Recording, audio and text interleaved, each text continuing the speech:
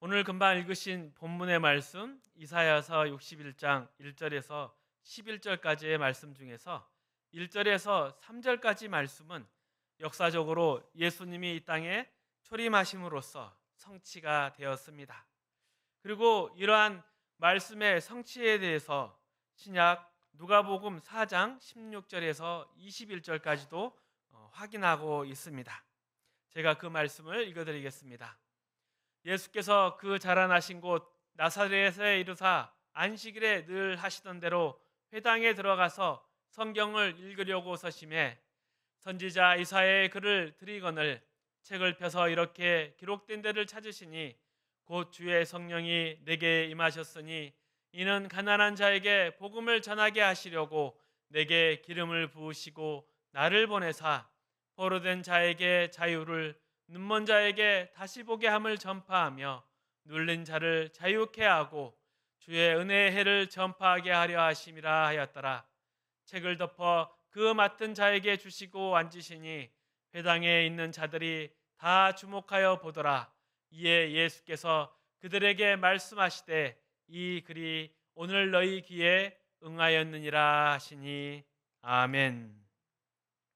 예수님께서 공생의 사역을 시작하시면서 나사렛의 어느 회당에 들어가셔서 이 말씀을 읽으셨습니다. 이사야서 61장 1절에서 3절까지 말씀.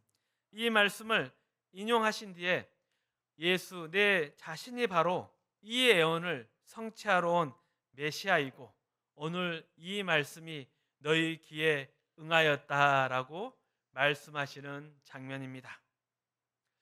이에 대해 이러한 선포에 대해 사람들의 반응은 어떠했는가? 누가복음 4장 22절에는 이렇게 기록되어 있습니다. 그들이 다 그를 증언하고 그 입으로 나오는 바 은혜로운 말을 놀랍게 여겨 이르되 이 사람이 요셉의 아들이 아니냐. 이렇게 사람들의 반응은 놀람이었습니다.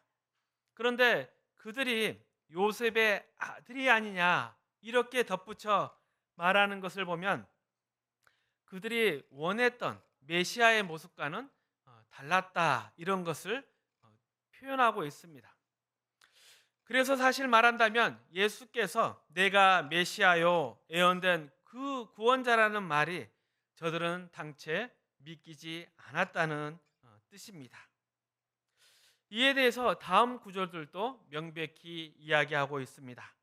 누가복음 4장 23절에서 30절까지 말씀 함께 읽어보겠습니다. 예수께서 그들에게 이르시되 너희가 반드시 의사야 너 자신을 고치라 하는 속담을 인용하여 내게 말하기를 우리가 들은 바 가버나움에서 행한 일을 내 고향 여기서도 행하라 하리라. 또 이르시되 내가 진실로 너희에게 이르노니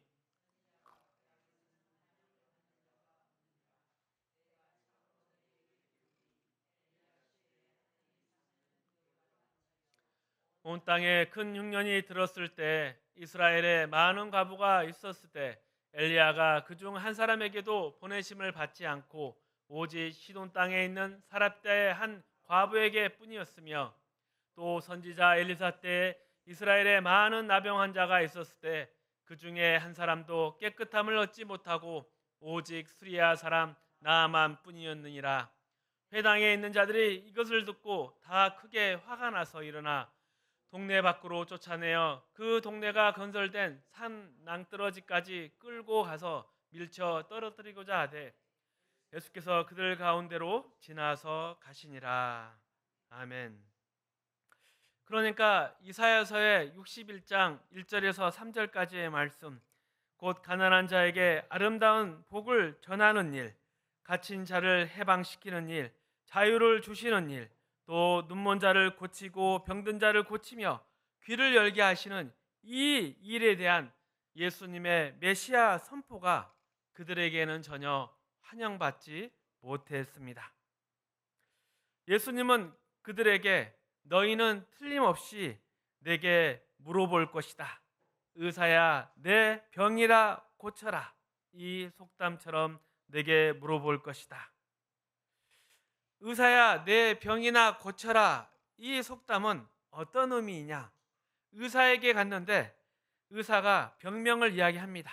그리고 자신도 그 병을 앓고 있다 이야기를 하면 어떻게 의사를 신뢰할 수 있겠느냐? 이런 내용의 속담인 것입니다. 그런데 이 속담은 예수님이 죽으실 때 다시 한번 더 등장합니다. 군중이 십자가에 매달린 예수님을 조롱하면서 내가 만일 하나님의 아들이거든 십자가에서 내려와 봐라 이렇게 조롱합니다. 예수님께서 구원자로 오셨으나 아무도 그를 알아보지 못한 것입니다. 그리고 그가 하신 일이 무엇인지 도대체 모르는 것입니다. 그리고 이런 일은 뜻밖에도 인류의 역사 속에서 거듭해서 반복되고 있습니다. 지금도 그렇습니다. 교회가 세상에서 핍박받을 때 세상은 교회에게 늘 이야기합니다. 너희가 교회다운 증거를 보여라. 교회가 세상보다 더 능력이 있다면서 세상보다 더 낫고 세상이 줄 수 없는 소망과 증거를 가졌다면 그 증거를 보여야 되지 않느냐 이렇게 묻고 있습니다. 이러한 말은 당연한 것 같습니다. 구원이 교회에 있다면서 그러면 다른 것이 무엇이냐? 하지만 우리는 그 증거를 가지고는 있으나 세상은 보지를 못하는 것입니다. 이것이 이 사건의 핵심입니다. 선지자는 고향에서 환영을 받지 못합니다. 왜냐하면 그들의 기대와는 전혀 다른 것을 가지고 오기 때문입니다. 그들이 상상한 것과는 다른 또 다른 증거를 말하기 때문입니다. 예수님이 메시아로 오셨으나 아무도 알아보지 못했습니다. 가장 중요한 이유는 눈먼 자의 눈을 뜨게 하셨을 때 그 사람을 설득하는 일이 필요한 것도 아니었고 또 듣지 못한 자를 고치실 때도 그 사람이 간절히 부탁한 것도 아니었습니다. 그저 예수님께서 홀로 하셔야 했던 사역이었기 때문입니다. 그런 메시아의 사역을 예수 그리스도를 알아보지 못했습니다. 인류의 역사 중에 17세기에서 19세기는 계몽주의가 크게 유행했습니다. 이 당시 성경에 대한 많은 공격이 있었습니다. 특히 예수 그리스도의 메시아 사역이 그러했습니다. 예수가 하나님의 구원자가 맞느냐? 그런데 왜 메시아답지 않느냐? 메시아라면 사람들이 당연히 가지는 기대, 뭔가 정치 경제적인 아니면 능력적 차원에서 세상을 뒤집고 공헌하는 일이 있어야 되는데 그렇지 않고 십자가에 죽으셨기 때문입니다. 심지어는 예수는 자신을 메시아라 부르지 않았다. 예수라는 존재의 역사적 실체는 성경에 의해서 후대에 부풀려진 것이다. 이렇게 주장까지 했습니다. 그러나 예수님께서 메시아로 온 이유는 단 하나였습니다. 우리를 설득하시거나 감동시키려 오신 것이 아니라 하나님의 구원을 실제로 이루기 위하여 오셨습니다. 우리와는 상관없이 하나님이 이루신 구원이었습니다. 눈을 뜨게 하고 귀를 열게 해서 보게 하고 듣게 하신 것이었습니다. 우리가 찾아서 보고 찾아서 듣고 감동해서 스스로 하나님 앞에 나온 것이 아니었습니다. 생각해 보십시오. 기독교의 가장 중요한 기적, 하나님의 일하심이 무엇이겠습니까?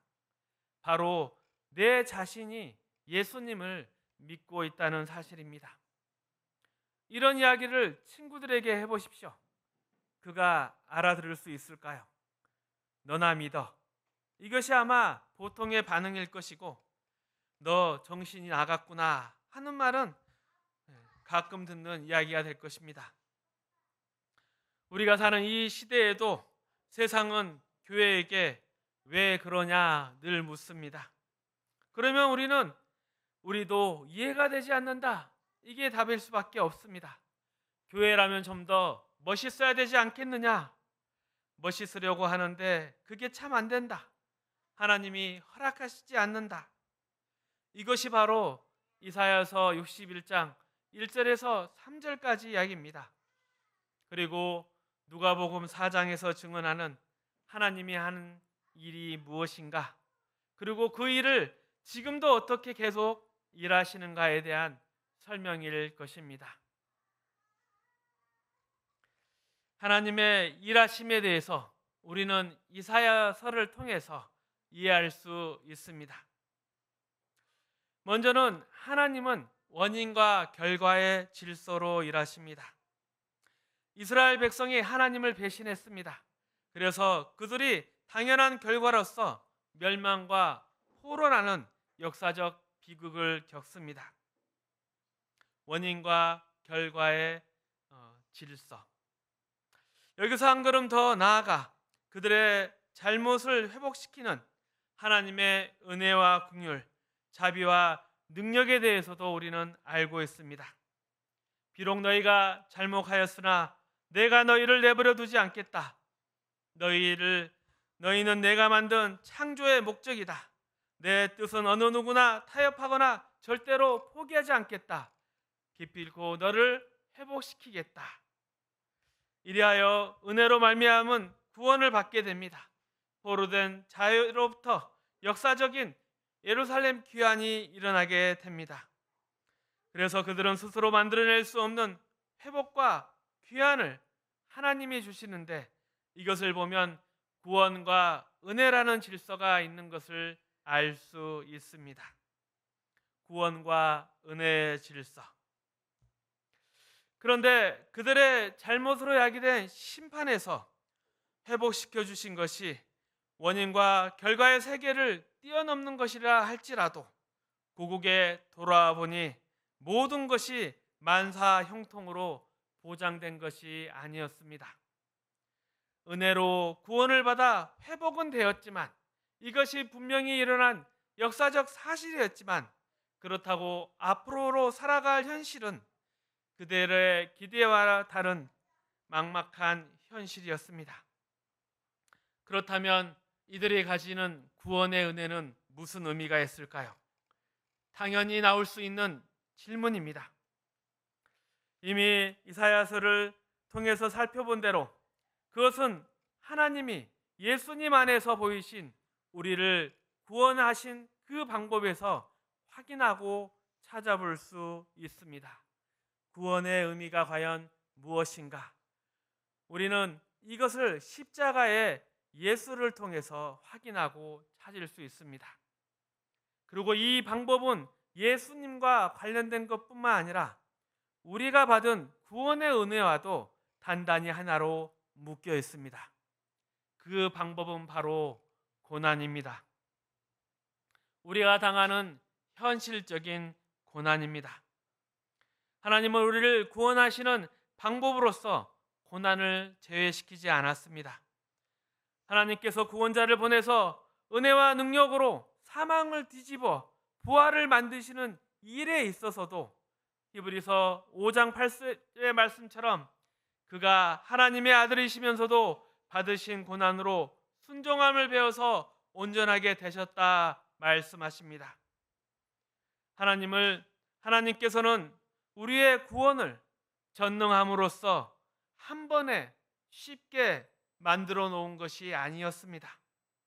우리가 저지른 죄의 자리에서부터 모든 것을 다 감수하시고 모든 것을 다 담아내셨습니다. 그래서 예수님께서 하나님의 아들이시더라도 33년이라는 세월 동안 우리의 배신과 오해, 거부와 반발, 십자가 고통까지 모두 겪으셔야 했습니다. 이처럼 우리도 거부당하고 이해할 수 없는 고통 가운데 있지만 하나님의 사람으로서 자신의 인생을 살아내려는 요구를 받고 있습니다. 우리는 이런 또 다른 차원으로 인도를 받았습니다. 구원받은 자의 삶을 살아라. 구원받은 하나님의 자녀의 삶을 살아라. 그렇다면 구원은 무엇이겠습니까? 우리가 다시 생각해 봐야 할 물음입니다. 구원을 얻으면 예수님 안에서 하나님이 주시는 영생을 얻고 천국에 간다고 우리는 이해하고 있습니다. 그러니 눈물 없고 고통 없고 사망 없는 곳으로 빨리 데려가지 않고 왜 여기에 그냥 두시는가 하는 문제가 우리의 큰 숙제였습니다. 예수님 믿고 감동과 감격이 있고 헌신 속에 있고 저 미래의 약속을 바라보는 가운데 있지만 현실은 우리의 기대와 전혀 다른 것입니다. 예수님을 믿은 것이 조금도 나을 게 없는 것 같습니다. 그래서 마침내 우리가 만들어낼 수 있던 답은 죽기 5분 전에 믿자였습니다. 예수님을 믿고 난 이후의 삶이 아주 고통스럽고 신앙생활도 제대로 되지 않는 부끄러운 모습이니 일찍 믿어서 고생하느니 죽기 5분 전이면 충분하다는 것이었습니다. 그러나 이제 와서 예수 믿는 것이 취소되지도 않고 또 예수를 외면할 수도 없는 노릇이니 현실은 길고 고단할 뿐입니다. 이 부분이 힘든 문제였습니다. 구원이란 하나님을 알고 우리를 아는 것입니다. 하나님의 관계와 하나님의 목적 가운데 하나님이 누구신지 내가 누구인지 아는 것입니다. 이것을 깨닫게 하신 일이 예수님이 오셔서 한 일입니다. 우리가 하나님의 창조물이며 그의 사랑과 영광의 목적물입니다. 하나님은 우리에게 심사위원이 아니라 우리의 아버지이십니다. 복음서 중에 특히 요한복음은 구원을 자유로 설명하고 있습니다.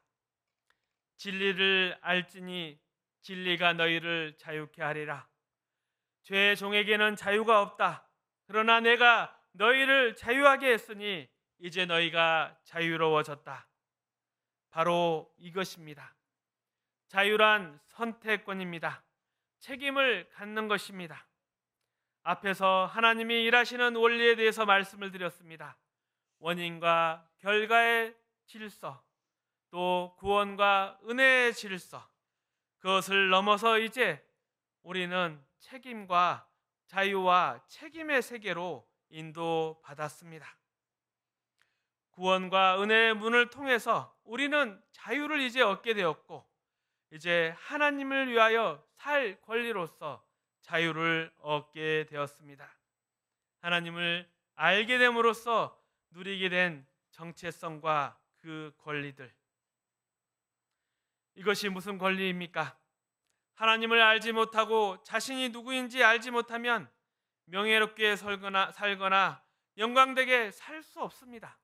거룩하게 살 수도 아예 없습니다. 그저 죄 지을 것밖에 없습니다. 여러분이 세상 속에서 얼마든지 볼 수 있는 것입니다. 세상 사람들에게는 어느 것인 하나 위대하고 명예로운 선택이 없습니다. 과장을 하거나 거짓말하거나 치사하게 굴 수밖에 없는 것입니다. 우리만이 거룩하게 말을 하고 거룩하게 결정할 수 있습니다. 그런데 우리는 어떻게 그리할 수 있느냐, 이 대목에 다 걸려 있습니다. 왜 그렇습니까? 바로 고난이라는 현실 때문입니다. 즉 거룩하게 살지 못하는 이러한 현실, 이 현실 속에 우리의 자유, 우리의 선택권을 사용하는 게 힘들기 때문입니다. 그런 이유로 우리가 얻은 구원을 어떻게 명예롭게 살 것인가 하는 것을 모두 놓치고 있습니다. 사도행전 3장 1절에서 10절의 말씀 우리 함께 읽어보겠습니다.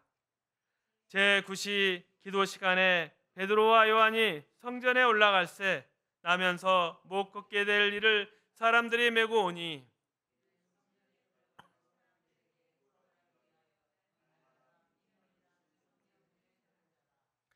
그가 베드로와 요한이 성전에 들어가려 함을 보고 구걸하거늘 베드로가 요한과 더불어 주목하여 이르되 은혜를 보라 하니 그가 저들까 하여 바라보거늘 베드로가 이르되 은과 금은 내게 없거니와 내게 있는 이것을 내게 주노니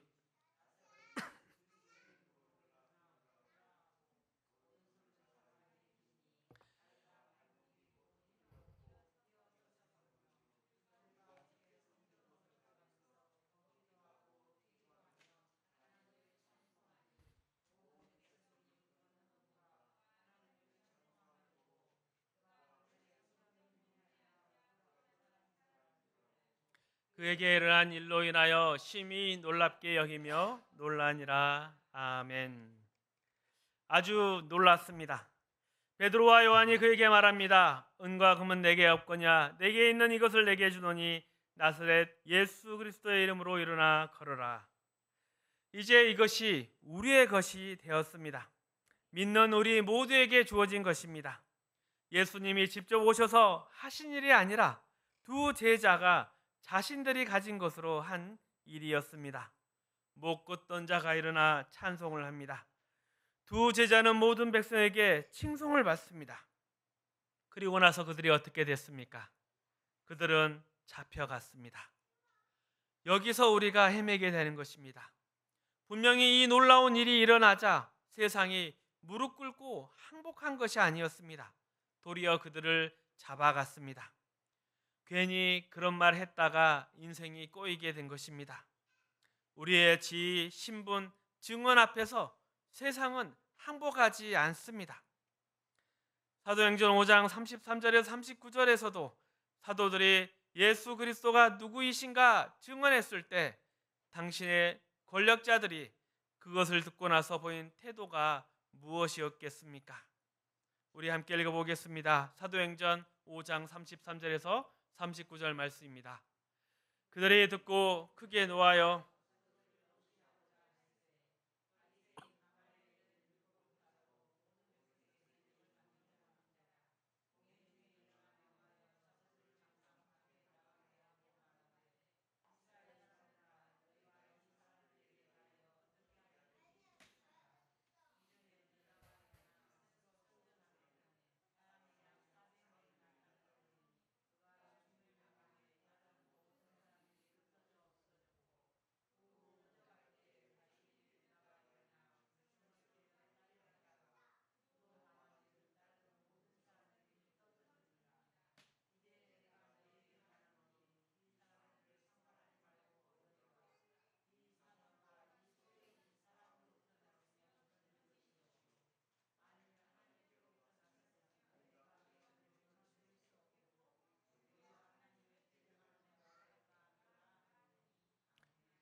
분명히 모든 백성에게서 존경을 받는 율법 교사로서 가말리엘이 공회 중에 일어나서 내버려 두고 보자 이렇게 분명히 말을 했지만 그들은 곱게 두고 보지 않았습니다. 그것이 40절 이하 이렇게 기록되어 있습니다. 그들이 가말리엘의 말을 옳게 여겨 사도들을 불러들여 채찍질하며 예수의 이름으로 말하는 것을 금하고 놓으니 사도들은 그의 이름을 위하여 능욕받는 일에 합당한 자로 여기심을 기뻐하면서 공회 앞을 떠나니라. 분명히 가말리엘이 곱게 두고 보자 했으나 그들은 사도들을 때렸습니다. 세상은 우리에게 욕을 하거나 때리거나 죽입니다. 사람은 모두 자신의 인생에 대해 책임질 실력이 없고 또 소망이 없으니 어떻게 하겠습니까? 스스로 거치게 굴 수밖에 없습니다. 그래서 건들지 마 이렇게 겁을 주고 모두를 욕하고 원망하는 것입니다. 그러나 우리는 다릅니다. 예수님은 십자가에서 뭐라고 부르짖으셨습니까? 나의 하나님, 나의 하나님, 어찌하여 나를 버리셨나이까? 이 비명 속에서도 예수님은 무엇을 담아 내셨습니까? 이 비극적 상황 속에서도 아버지여 저들을 사하여 주옵소서. 저들은 자기가 하는 일을 알지 못하나이다 라고 외치셨습니다. 예수님은 자기가 당하신 일이 무엇인지 알고 계십니다. 하나님은 이 고난 속에 구원을 담으신 것입니다. 예수님은 이것을 모르는 자들을 설득하지 않으셨습니다. 예수님은 그들의 속내를 알고 계셨습니다. 너희는 나에게 의원아 너나 고쳐라 말할 것이다. 고향에서 내가 환영받지 못한다. 너희들은 결국 나를 버릴 것이다. 그들이 그런 반응을 보인다고 해서 예수께서 입 닫고 그냥 계신 것이 아니셨습니다. 예수님은 자신의 일을 하십니다. 세상은 세상의 일을 하고 예수님은 예수님의 일을 하셨습니다. 우리도 마찬가지입니다. 내 인생과 내 믿음을 내가 할 수 있는 삶의 영역에서 너의 일상에서 하나씩 해보아라. 그것이 명예로운 것이다. 이같이 주님은 우리에게 말씀하십니다. 상대방이 말도 안 되는 공격을 가하고 우리를 넘어뜨릴 때 우리가 할 수 있는 일은 어찌 보면 가만히 있는 것입니다. 이렇게 시작하는 것이 신앙입니다. 매일 일어나는 일이죠. 그렇게 하다 보면 나중에 실력이 붙습니다. 실력이 붙으면 웃을 수 있게 됩니다. 이 세상에서 우리 외에 누가 생명과 진리, 용서와 간용, 위로와 소망을 보일 수 있겠습니까? 위로와 소망을 보일 수 있겠습니까? 성경이 무엇을 말씀하신지 아시겠습니까? 우리만이 할 수 있습니다. 물론 못할 수도 있겠죠. 그렇다고 자책하지 마십시오. 하나님이 우리를 여전히 살려두고 계시지 않겠습니까? 매일매일이 이런 현실 아닙니까? 자녀를 기르면서 이웃을 만나면서 직장에서 일하면서 매일 맞이하는 것들이 이런 것 아니겠습니까? 하나님이 기회를 주고 계십니다. 우리는 이미 원망하고 성질 부리는 데서 벗어나 있습니다. 우리는 자유와 책임의 영역으로 고난으로 부름을 받았습니다. 하나님이 왜 이런 과정이나 방법을 사용하신지는 모릅니다. 그러나 이것이 삶 속에서 우리를 위대하게 만듭니다. 믿음의 깊이라는 것은 가진 것이나 이긴 것으로는 나오지 않습니다. 어찌 보면 이기는 것이 쉽습니다. 질 때 더 위대한 것을 많이 만들어냅니다. 운동 경기를 봐도 이긴 사람은 무슨 짓을 해도 괜찮습니다. 이겼으니 공을 던져도 되고 잔디에 들어놓아도 됩니다. 이긴 것으로 다 용납되니 더 이상 기쁜 것이 나오지 않습니다. 그런데 진 쪽에서 먼저 악수를 청하고 인사하고 들어가면 여러 가지 생각이 들기 마련입니다. 하나님이 우리 인생에 이것을 우리의 것으로 담아내고 계십니다. 우리가 발버둥 치는데도 붙잡으시고 우리의 허물과 죄, 고난과 낙심을 계속해 닦아내시고 또 닦아내십니다. 그렇게 해서 우리가 위대해지는 것입니다. 이것이 바로 우리의 현실인 것입니다. 뭔가를 이룬 다음에 하겠다고 하지 마시고 오늘 할 수 있는 것이면 아니면 오늘 도전받는 것이 있으면 오늘 하십시오. 어제를 지우고 그제를 지우고 은혜 받았다 하면서 계속 지우기만 하지 마시고 이제 하나씩 하나씩 도전해 보십시오. 어렵지가 않습니다. 먼저는 만나는 사람들에게 웃으십시오. 예의를 지키십시오. 상대방을 존중하십시오. 그러면 서로의 눈빛이 달라집니다. 이것이 매일 주어지는 우리 인생에서 역사하시는 하나님의 일하심입니다. 그리고 마음 가운데 마태복음 28장 18절에서 20절까지의 말씀을 새기십시오. 이 얼마나 귀한 말씀이며 은혜로운 말씀인지를 새겨보십시오. 우리 함께 읽어보겠습니다. 그러므로 너희는 가서 모든 민족을 마태복음 28장 18절에서 20절까지 말씀입니다. 그러므로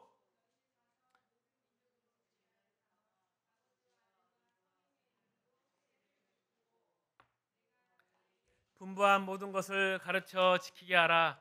볼지어다 내가 세상 끝날까지 너희와 항상 함께 있으리라 하시니라. 아멘. 부활의 주님께서 분명히 약속해 주셨습니다. 내가 너희와 항상 함께 있으리라. 베드로가 그랬듯이 예수께서 이루신 구원을 우리에게 주셔서 우리로 하여금 그 구원의 삶을 살라고 하시지 않습니까? 우리와 함께 하나님의 나라를, 이 창조를 완성하자고 하시지 않습니까? 하늘과 땅의 모든 권세를 지고 내가 너와 함께 있으니 어디 한번 해봐라, 내가 해봐라, 이렇게 말씀하고 계십니다. 우리의 무지와 배신, 실패가 모두 예수님의 십자가 속에 담겨 있습니다. 예수님이 피해 가신 곳이 없습니다. 그 모든 것 속에 그의 발걸음이, 그의 은혜가 충만하고 하나님의 섭리를 담아 놓으셨습니다. 이미 예수 그리스도의 영광이 온 우주에 충만합니다.